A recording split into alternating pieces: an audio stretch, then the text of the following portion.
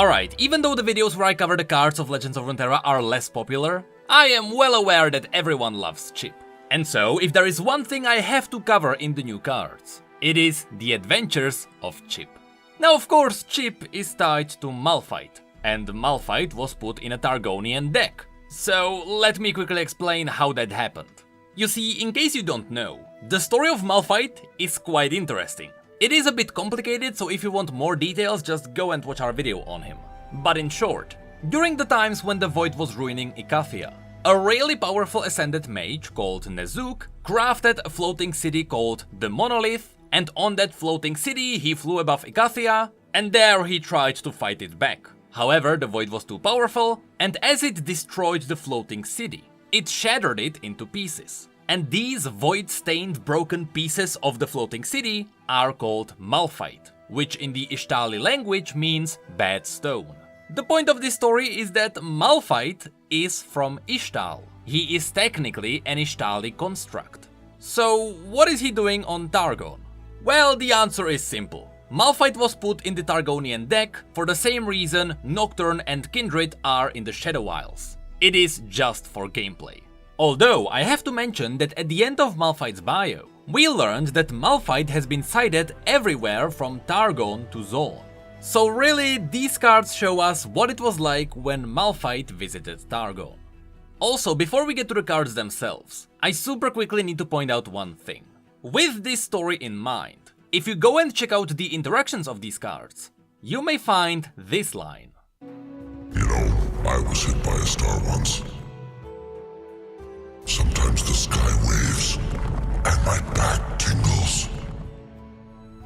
Now to me, these quotes basically say that Malphite is somehow linked to the stars, and whenever the stars move, Malphite can feel that.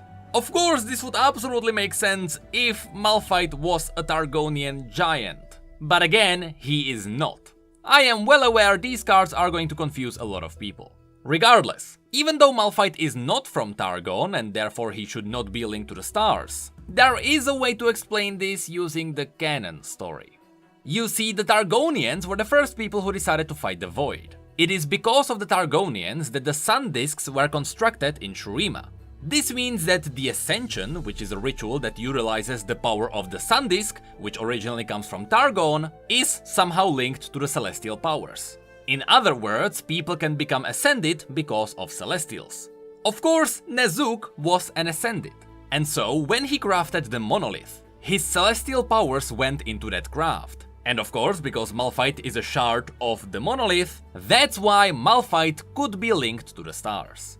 It is super complicated and I'm sure many people got lost, but that is a legitimate way to explain this. Anyway, enough about that, let's go to the reason why everyone is here. The story of Chip. All we really know about Chip himself is that Chip is a shard of Malphite. And we know that he is giving a tour to Tiari and his fellow travelers. This means that the story I am about to show you is happening before Tiari became an aspect. Anyway, let us begin. First we have the first part of Adventures with Chip. Okay, hello, I'm Chip and I'm here to show you Targon. It's wow big and tall, so I hope you got good shoes for the walk-in. Let's go! Of course, behind Chip you can notice that there are many other Chips as well. So he is not the only pebble that fell off of Malphite. Then there is part 2. Here's the first stop on the tour. I call this the leg wobbler because wowee, there are a lot of steps. Pretty cool view too, and that's one of the best things in Targon. Okay, let's go! But there is also part 2.1. Oh, I forgot. Okay, so you're probably thinking that your legs are like wow tired right now. But I seen people who walk around here a lot, and sooner or later they get all kinds of muscles. So keep at it, and let's go! Again! Of course, these stairs are at the base of the mountain. This is really before you get into the harsh climates at the top. And as you go up, there is the Seed of Strength. Now, I'm not sure if this is relating to a special flower on its own, or if it is relating to the fact that the entirety of Targon is blessed. Either way, what Chip is trying to say is that as you spend more and more time on Targon, you will start to feel its empowering effects. Okay, so everybody, watch out here, cause this is a big drop. And I've fallen down here a few times, and let me tell you, it's a long way down. And I'm made of wok, so I just bounce. But that's not true for you guys. So be careful. Oh, there's Cliff. Let's go say hi. Okay, so this is Cliff. He's a big old fella who's been walking around the block quite a few times, let me tell you. And I know that he seems like a nice guy. But he's got a lot of heavy stuff on his back. And sometimes it falls on people, so be careful, okay? Thank you, moving on. Here I would like to point out that this is one of the Targonian giants. It's basically a piece of landscape that was empowered by the magic of Targon, and it actually got its own sentience. We'll see more of these later, but just know that theoretically, no, Malphite shouldn't be one of the Targonian giants, because he's not Targonian. Then there is the Crest of Insight. This is Blue's favorite place in the whole wide world. He says it's super magical. Ooh, ah. And of course, the Crest of Insight then turns into the Blue Sentinel, which means that finally, Blue buff is canon. Okay everyone, say hi Blue. Hi Blue. Okay, one time I thought he was like hi Blue back, but now that I think about it, might have been my voice bouncing off the walls. Oh well, he's all magical and stuff, and also blue. So if you ask me, he doesn't even need to speak. Okay, bye Blue, let's go! And here's the last stop on the chip tour of Targon. It's Papa! He's the biggest of the Targon giants, and sings a mean song too, let me tell ya. Just don't try to climb him. The spikes tickle him, and you don't want him sneezing when you're halfway up, no sir. Of course, in this art we can see the two people traveling with Tiari. That's how we know that this is all happening before his ascension. Regardless, here I quickly want to mention Malphite's size. He's a lot bigger than I thought, but some people are pointing out that, you know, he's a magical rock. There is no reason for him not to get bigger, especially when he's around magical mountains. But then again, to be absolutely accurate, I have to point out that Malphite getting bigger was never mentioned in his story. So while it is possible for him to just get bigger over time, this was not canonically confirmed yet. Unfortunately, even though his leveled up version looks really cool, the description doesn't mention anything. Though Chip has something fun to say when he slams the ground. Whoop, yep, that's just the ground shaking. And not Papa doing nothing with his hands, nope, okay, onwards and upwards. But unfortunately, that's where the adventure with Chip ends. Though it is funny to see that this seeming throwaway character already has a lot of memorable characteristics, and he definitely could be a character used in a story later.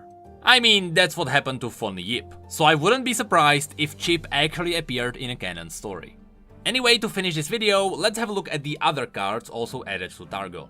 There is a card called Star-Tipped Peak. Here you can see whom I believe is Tiari. And here you can already see that he's alone, so by this point his companions probably died.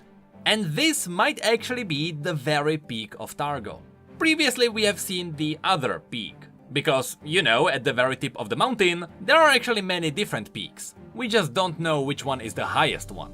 Besides this one, the most memorable peak was the one where the Arbiter was.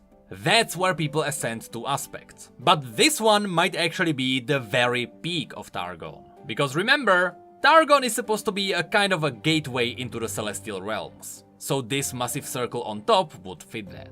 And speaking of Tiari, there is also a new card that points out the moment when Tariq met the Travelers. And then of course, then there is another Targonian giant, though this one did not appear in Chip's tour. We know that this one is called Spike, because that's what Malphite calls him in-game, and also the same quote appears in his other card. Spike is not a morning person. And just like Cliff, even the description here mentions that these giants just sometimes get up, walk to a new place and then get back down. What I love about this is that this card reveals why all over Targon there are these half-broken circles in the ground. Well, it seems like all of these weirdly shaped rocks are actually parts of the Targonian giants that broke off. I really hope Riot won't give these a different explanation later on. I hope they stick to the fact that all of these are just parts of Targonian giants. And lastly, there are the two Solari cards. There is the Eye of the Rahorak, which is basically what allows the Solari to channel the power of the sun, and they use it in their rituals. This was also shown in the cinematic. And then there is the Solari Sunhawk. This one has a very interesting description. The Solari believe that it was Targon Sunhawks, brilliant as they are, who caught the Immortal Fire's attention. and who subsequently inspired her cycle of death and rebirth. And the other card says, some Solari claim that the Sunhawk's brilliant gleam is the bird trying to send a signal to the Immortal Fire herself.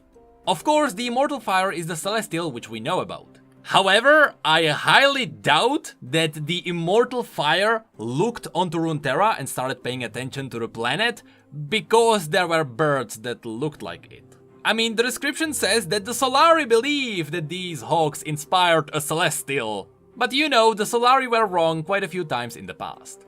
So instead, there is a cool theory on the internet that might be closer to the truth. You see, while it is possible that by pure coincidence, a Celestial would find mortal beings that look exactly like itself. I mean, this was also written in the description of the Immortal Fire. It is more likely that the Immortal Fire and the Sunhawks were created by the same kind of primal power. So just like Bard is a celestial being which is followed by tiny motes of itself, which are called meeps, maybe at the beginning of time, the power that spawned this celestial hawk also spread around as a side effect, and it spawned tiny copies that would turn into the Sunhawks of Runeterra. Essentially, what I'm trying to say is that whatever created the Celestials at the beginning of time also created their tiny copies as a side effect, and those copies are animals on Runeterra. This would explain Aphelios' cards, because there you may notice that all the other Celestials also resemble animals, such as rams, cranes, fish, or feral cats. Anyway, that's it for the Targonian cards and for the adventures of Chip. I noticed that Chip is following the same pattern as Von Yip. He is a really cool standalone character that was turned into a Guardian, and who has many cards following his story. All of this really tells me one thing. I am now expecting a standalone story about Chip.